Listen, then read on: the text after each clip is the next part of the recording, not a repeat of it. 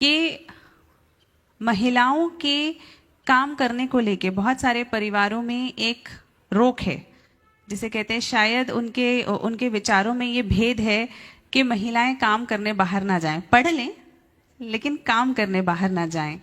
तो क्या अध्यात्म के थ्रू इसका भी कोई एक सॉल्यूशन निकल सकता है? देखिए, मैं महिलाओं के काम करने के विरोध में नहीं हूँ।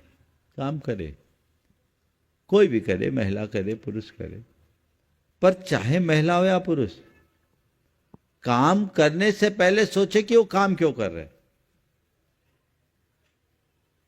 जरूरत है तो काम करे। काम करना ही जरूरत है क्या? आज यही हो रहा है। और उससे क्या हो रहा है? दुष्प्रभाव। वो बाहर के काम में तो लग गई, जो घर का मूलभूत काम है वो हाथ से बाहर जा रहा है। क्या बच्चों की अच्छे से परवरिश एक अच्छा काम नहीं है?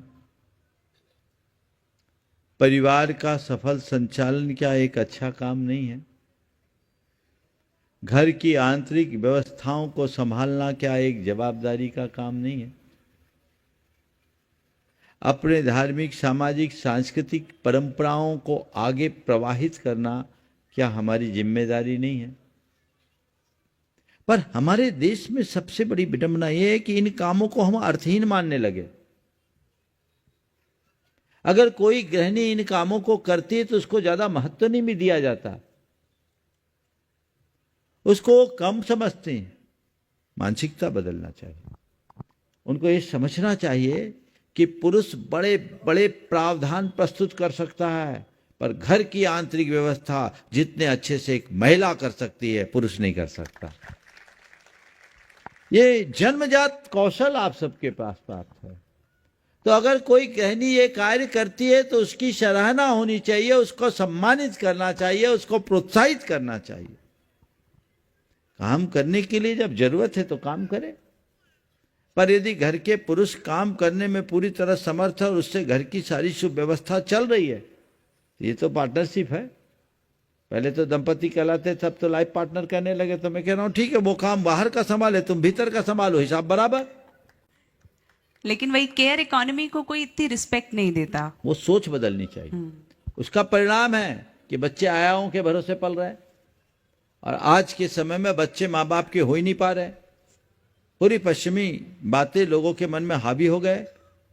एक समय था जब बच्चे अपने माँ बाप के प्रति समर्पित रहते थे। आज देख लीजिए बच्चे कहाँ माँ बाप के। कुछ बोलने में भी हिम्मत नहीं होती। थोड़े बच्चे बड़े हो जाए तो माँ बाप को भी सकपका के रहना पड़ता है, टका सा जवाब दे देते हैं। हमारा परिवार बिखर रहा है, इसके जिम्मेदार कौन है? केवल भौतिक समृद्धि ही समृद्धि नहीं है। काम कीजिए। हमारे यहाँ महिलाओं के लिए कला गुणों में निपुणता की बात शुरू से की गई। भगवान ऋषभदेव ने ब्राह्मी सुंदरी को पहले पढ़ाया। पढ़ाया कि नहीं पढ़ाया? अक्षर और अंक विद्या किसको मिला? भरत और बाहुबली को कि ब्राह्मी और सुंदरी को? पढ़ाया। कई युद्ध विद्या में पारंगत थी कि नहीं थी, पर युद्ध लड़ी क्या? जब जरूरत पड़ी तो अपना कौशल दिखाया। जब सब दूसरे संभाल रहे, मुझे जरूरत क्या? लेकिन जब जरूरत पड़ी तो छक्के छुड़ा दी। झांसी की रानी अपने पति को खोने के बाद ना झांसी का राज संभाला, तो उसके अंदर युद्ध कौशल था तब ना। तो अपने अंदर कला गुणों को विकसित करना चाहिए, और जरूरत आ जाए तो दूसरों पर निर्भर न होने के लिए अपना काम संभालना चाहिए। लेकिन उसी के लिए काम करना ठीक बात नहीं है। मेरे संपर्क में कई महिलाएं हैं जिन्होंने अपनी मल्टीनेशनल कंपनीज की अच्छे बड़े बड़े पैकेज के जॉब को छोड़ा, और आज वो बहुत खुश है। एक बहन ने कहा था कि महाराज जी, पहले हर महीने मुझे जब सैलरी मिलती थी तो मैं मार्केट में जाती थी, मेरे पर्स में रुपए होते थे, देख के खुशी होती थी, ज्वेलरीज खरीदती थी, कपड़े खरीदती थी, अलमारी में रख कर खुश होती थी, लेकिन मैं अपने बच्चों को टाइम नहीं दे पाती थी। अब महाराज, जब से मैंने अपनी नौकरी छोड़ी है, अब मैं बच्चों को देखती हूँ, मेरे अंदर आनंद की अनुभूति होती है। मुझे लगता है कि मैं नौकरी करती होती तो इन बच्चों के साथ न्याय नहीं होता। इस पहलू पर भी विचार करना चाहिए, इस पहलू पर विचार करना चाहिए। हमें कब कमाना, क्यों कमाना, कितना कमाना। अब कोई ये भी कह सकता है ये जिम्मा बदला भी तो जा सकता है, पुरुष घर संभाले महिलाएं काम करें। कुछ दिन बाद ऐसी आवाज आएगी, ट्रेनिंग ले लो भैया रोटी बनाने की। लेकिन मैं एक ही बात कह सकता हूं, जिसमें जो स्किल है वही वो करे तो अच्छा है।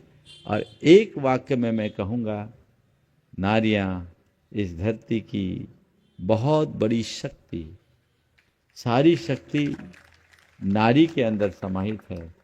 चाहे वो दुर्गा हो, चाहे वो सरस्वती हो, चाहे वो लक्ष्मी हो। दुर्गा हमारी शारीरिक शक्ति का द्योतक है, लक्ष्मी हमारी धन की शक्ति की देवी है, और सरस्वती ज्ञान की शक्ति। ये तीनों स्त्री रूप में है। स्त्री अपने आप को कम क्यों आंकती है? स्त्रियों को चाहिए कि वो नारी बने रहने में गौरवान्वित हो, नर बनने की होड़ में क्यों लगी?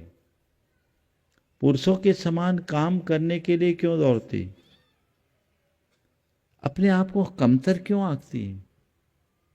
उसके अंदर के जो स्वाभाविक गुण हैं, यदि उन्हें विकसित करे तो मैं समझूंगा कि इस धरती का गौरव बढ़ेगा और संस्कृति का निखार होगा।